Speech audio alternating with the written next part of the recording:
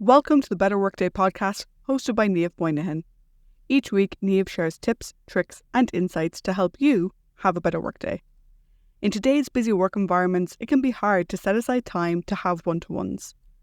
But Niamh, why is it important to have one-to-ones in the first place? And how can we ensure it is time well spent?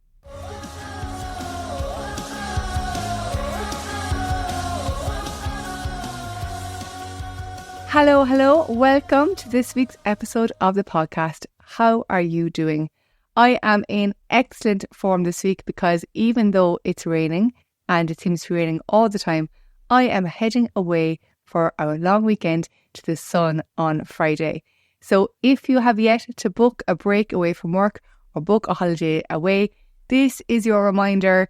If you do nothing else today after listening to this podcast, I want you to go in, take a look at your weeks and find some time off. But today we're not talking about holidays, although I will be covering that in an episode in the next couple of weeks. Today we're talking about one-to-one meetings and how you can make them really, really effective. Because I don't know about you, but when people ask me about meetings and their value, I always have to say, it depends. It depends on who's doing the meeting, how much time we have, and nearly always how much preparation we have completed. So if you are a manager and if you have one-to-one meetings with your team regularly, this episode is for you. And if you are someone who has one-to-one meetings with their manager, this episode can also give you some really good ideas to make the most out of that time. I want to start by looking back at 3 different types of one-to-one meetings I've had over the years. And if you don't know me very well, I've spent 14 years in the corporate sector prior to Better Workday, and most of that was in tech. And way back at the start of my career, I do remember the one-to-one meetings was one of my first managers and they felt like a task drill. So the manager would typically turn up late, rushing from another meeting. They were very, very busy. They had a lot to do. And the one-to-one would include us going down through every single item I was working on to understand what the status is, what the next steps are, what's involved, is there any problems coming up or anything like that. So it was very, very micromanagement in style and left very little room for conversation because there were so many tasks to be discussed. And usually when I was in those type of one-to-ones, my requests were covered as I rushed out the door while my manager had to get ready for their next meeting. And so I felt that these one-to-ones were never really for me. They were all for the manager and for them to understand what's happening in terms of my work. And while that's fine, that's no problem at all. We need to understand where the work is at. There was no way for me to flag things or to raise concerns or to have a conversation around things I was struggling with, which inevitably led to issues coming up later on. Now, after a while, obviously I changed jobs a few times, changed companies, and with it, I experienced different managers. And the next one that stands out to me was a little bit different. So we would have our one-to-one meetings every week. And this manager, he was always on time and very, very open, but with all the best intentions in the world, in terms of we had an agenda, we knew what we were planning to discuss. The one-to-one would always start with the latest fire, the latest urgent issue, the latest thing that people were shouting about. Because I was getting more senior, so was my manager, and so anything important to him was usually coming from the top. And all of our plans, all of the things we wanted to be discussed would usually be pushed to the side until this urgent thing or this fire was addressed first and we had a plan for that in place. And then after that, we'd go back to the agenda, but usually at this time we're running short on time, so we'd kind of skip around things and talk about whatever stood out the most, which often led to a few emails after the one-to-one saying, oh, by the way, we didn't get a chance to discuss this, and a lot of email back and forth happened. Again, I very rarely had a chance to talk about, my own personal development or things I was struggling with. But this manager was quite different. Like, even though we were always busy, I always knew that, I suppose, he cared and that he had my interests at heart. So we would have separate meetings, less regularly, maybe once or twice a quarter, just to check in with how I was doing. And so while this wasn't ideal, it was definitely better, and I felt that, I knew what the purpose of the regular meeting was, and I knew that I had time separate to that. The only downside was because we were always on the back foot in terms of discussing the fires and the urgent requests, that some of the other stuff would slip through the cracks, and then they would in turn emerge as urgent issues a few weeks down the line. So it wasn't ideal, but it definitely was better. And then my third experience, just before I left corporate, was very different again. And I have to point out at this stage, this was 12 years after the first example. So I was at a very different stage in terms of the job I had, my experience, and the level of trust that my manager would have in my work. And these one-to-ones, they were every 2 weeks, so they weren't as frequent. They always started on time and always opened with the same question: how are you, Niamh? And I remember being a little bit taken aback first, because there just seemed to be so much space in this meeting. It was wide open for me to discuss whatever it is I wanted to discuss. And having been so used to being reactive and following the list, the first few one-to-ones, I wasn't really sure what to talk about. But what was great about it was we would only cover maybe 2 to 3 items. They would be linked to my quarterly goals, so it was the most important stuff I was working on. And we had plenty of space and time within the session to really have a conversation and, more importantly, identify the next steps or the support that I needed to continue moving forward. So although it came late in my career, it really did show me, I suppose, the different way that you could have a one-to-one, and I felt very much listened to in those sessions, and I felt very secure in the team, and I felt very supported. So it was fantastic. But as I said, that was a full 12 years after the first experience. And I know that different jobs and different levels of experience need different levels of management support and guidance. So not all one-to-ones should be the same. In fact, if we try to make them all the same, I think that does people a disservice at the different stages of their career. But I do think that there are some things that we can do at a foundational level to increase the quality and the value and the effectiveness for all one-to-ones. But before I get into them, I have to say that a one-to-one doesn't replace the other forms of communication. So managers, you do need to still be available for urgent issues, or, even an urgent personal issue if your team member has it in between meetings. Just because you have a one-to-one, it doesn't mean that you can't be contactable throughout the week or throughout the 2 weeks or however long that time is. And I do think that's difficult for managers. I mean, the managers I speak to are up the walls, back-to-back meetings. They're trying to do their solo work in the evenings or on their lunch break. It's insane. So if you are a manager, I do recommend that in addition to scheduling your one-to-one meetings, you also put in maybe just a half an hour every day buffer for team time. And that's just 30 minutes that isn't going to be taken over by other stuff, so that if your team does need you, they can have a quick chat with you. And you might not need this every day, but oh my God, there'll definitely be some days that you do need it. Okay, so what can we do to elevate the value of our one-to-one meetings across the board? I think it comes down to 4 elements. So the purpose, the people involved, the format or structure, and the frequency. So when it comes to the purpose of the one-to-one, just be honest about what the purpose is. I think depending on your job, it could be 90% discussing the work and 10% discussing personal development and areas for support. Then it could be flipped in reverse, where it's very little chat about the tasks and the work itself, and mostly about personal development, support and guidance. Wherever it is along the spectrum, it doesn't really matter to me, but it definitely matters to you and to your team members. So be honest with yourselves about that, and then design the one-to-one to fulfill that purpose or to support that purpose. And when it comes to the people in the one-to-one, I know this sounds obvious. It should be you as a manager and your team member, but I've often had 2 managers. So I've had the manager that would be my direct manager in terms of HR, and then I had my manager who managed my work and all of that kind of stuff. So in this case, who should I be having my one-to-one with? The person who approves my holidays, or the person who I go to whenever I have an escalation about my workload? I think in this case, it again goes back to the purpose of the one-to-one, but don't have 2 one-to-ones every single week, because that's going to cause complete confusion. If you're in a triad, which happens every now and again, take the time to step back, understand what you want to achieve with it, and then who the best people in the room are.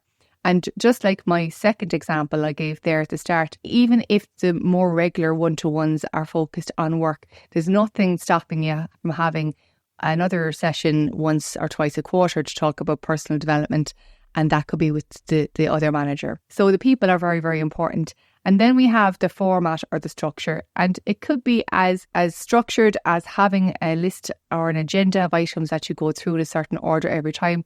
Or it could be just like my last experience where it opened with, "How are you, Niamh?" and it could have gone anywhere. Consistency is key here so that you both know what to expect and so that you can both prepare properly. So I do think that a semi-structure is always good in terms of you knowing what you have to bring, what you have to prepare for so that the conversation can be intentional. Otherwise, it can just jump around to whatever is top of mind. But that's not to say that it can't have a lot of space. So it definitely doesn't need to be a packed agenda. And then the frequency. So how often is it? I've had one-to-ones once a week, once every 2 weeks. I think if it's once a month, that would work well only in situations where you have other perhaps team meetings that discuss the day-to-day more regularly and allow you to escalate things up quickly. Because otherwise, how is your team member going to have a conversation with you? Ideally, I think once a week or once every 2 weeks is the way to go. And if they're more frequent than that, again, I'd be looking at whether or not you could combine some of that stuff into a team meeting. I think the benefit of discussing the work in a team meeting is people learn what is on each other's plates. They can maybe offer support to each other and they have that broader context. And just on that, when it comes to the one-to-ones with the different members of your team, they don't all have to be the same length and frequency. So I often see managers scheduling either a half an hour or an hour each week for every single team member. But going back to the 3 different examples I had, different people in different roles at different levels of experience need different types of support. So you might have one person on your team who's relatively new and maybe they would benefit from a 90-minute one-to-one every week. And somebody else who has a high level of autonomy and you've got a high level of trust and they're very experienced and maybe they only need to check in with you maybe for a half an hour every week and then with one longer meeting every month or so. So really do take a look at who you're meeting with and what time they need and what frequency they need. It doesn't have to be all the same. Nobody's going to be questioning why one person has less or more time than the other. It's really about fitting the meeting or the purpose to the person who you're meeting with. So with all that in mind, let's go through a few do's and don'ts of one-to-one meetings, regardless of all of what I've discussed already. So please have a regular schedule, regardless of the frequency. Make it consistent. So there's nothing worse than you going to work and going, I have a meeting with my manager today. Will it happen? I don't know. It might not. It might get cancelled. And I have something I want to discuss with them, but I don't even know am I going to get a chance to discuss it. Trust me when I say it creates too much unnecessary stress and anxiety for the member of your team. I've experienced it a lot. And it's not nice, okay? So have a regular schedule and please don't cancel unless it's absolutely unavoidable. And if you do cancel, reschedule it for the next day or as quickly as possible. If for some reason you're unexpectedly away from work for a period of time, you should always have maybe another manager who you can ask to look after your team in your absence, even if it's just for the one-to-ones, even if it's just for your team to have someone to talk to. You do want to have a welcoming atmosphere in terms of the one-to-one, and this is whether it's online or in person. And on the topic of online or in person, I don't really mind which one it is, but I would say that if as a manager you are prone to getting distracted a lot by emails and phone calls and people, looking for your attention during one-to-ones, it might be better to do it in person if you can, because at least that way then you can be, eyeball to eyeball with your team member and you're less likely to be interrupted. But I think it can also be online, assuming that you're both there, you're fully engaged and you're not doing 2 things at once. But a welcoming atmosphere is so important to give yourself an opportunity to have a good conversation. And look, I know that it's easy for me to be sitting here recording the podcast saying, have a welcoming atmosphere. And you might have 705 fires to be fighting. You might be very, very busy. You might have your own personal things going on. And so it's not easy to, just turn up as the most supportive, open manager all of the time. I've been a manager and there have been days that I've come in absolutely terrible form. And even though I try to protect other people from it, it's very, very hard. Should we pick up on each other's mood? So to help with this, I mean, I can't magic it away. You know, at this stage, I don't magic anything away. But to help with this, it does help to take a small micro break before your one-to-one just to reset. And what I mean by this is taking up to 5 minutes. It can be as short as 2 minutes, just to yourself, to go into the corridor, whether that's the corridor at work or the corridor of your mind, close your eyes and just let whatever's been happening drift away and focus on where you're going next, which is into this one-to-one meeting. And this micro break just affords you the opportunity to step into the meeting with more intention and to show up as the manager that you want to be. So even if you do nothing else, that will really, really help. And then when you're in the meeting, do make sure that you have a balance of discussing progress and the challenges that your team member is facing, because this is their opportunity to have a conversation with you about it. And while your team member is doing the talking, please actively listen. And what that means is no checking emails, no checking your phone, no drifting off in terms of talking about your own to-do list in your head or those kind of things. If you struggle to actively listen, take notes, write down what the other person is saying, and that will help you stay on track. But it's very, very important to listen to each other. Otherwise, the one-to-one is really a waste of time. And, you know, if you're talking about goal and developmental progress, I think that's good to keep an eye on it. As I said in my third example, we would have talked about that a lot. But the one-to-ones weren't the place where the goals were set. That was a separate meeting. And the reason I say that is because if you use the one-to-one as a goal setting meeting, you won't have time to talk about all the other stuff that needs to be talked about on a regular basis. So just keep it separate, that's all. Now, the don'ts are very, very simple. Don't cancel, as I said already. Try not to be late. If you are going to be late, let the other person know. Try not to get distracted by calls or emails. And please don't micromanage the conversation. Even if it goes off agenda every now and again, there might be a good reason for that. You know, just allow it to flow. It's your opportunity to talk to each other, which is rare when we're always go at work. And please don't do all the talking. So if you find that you're a bit of a chatterbox, I'm a chatterbox. I could talk all day long, which is handy for podcasting, not so handy for one-to-ones when I'm the manager and my team member is trying to talk to me. If you find you do a lot of the talking, take my tip, which is what I do now for nearly every conversation. I let the other person do all their talking first. I don't say a word. And when they're finished, I ask them, are they sure there's nothing else? And I do that 2 or 3 times. And I joke, but it's only half a joke really, that because once I start talking, I won't stop. So I let the other person do all the chats first and then I talk, because otherwise I find that I end up monopolising the conversation. So if you're like me, it's okay. You know, we are chatters. That's fine. Nothing wrong with it. But in this context, do let the other person go first. And then I just have one more point written down here just to cover today.